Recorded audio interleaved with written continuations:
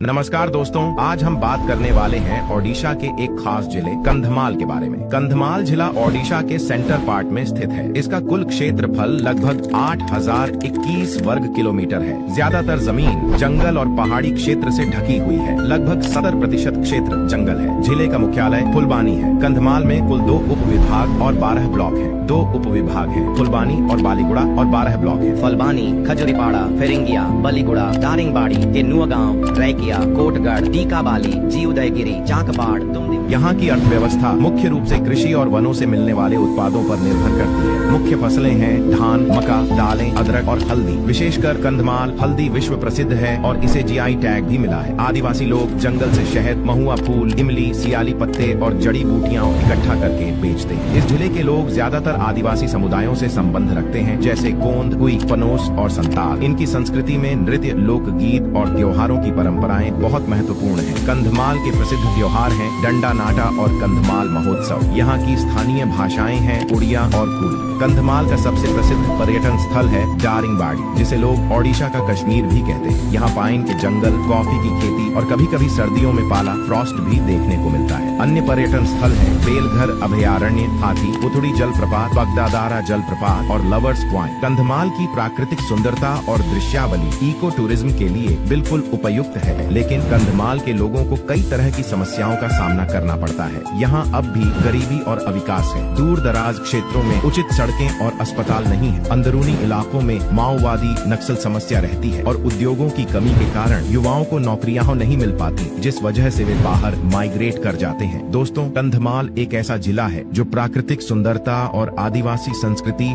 दोनों को साथ लेकर चलता है। अगर यहाँ विकास परियोजनाएं और उद्योग आए तो कंधमाल एक इको टूरिज्म और ऑर्गेनिक फार्मिंग हब बन सकता है।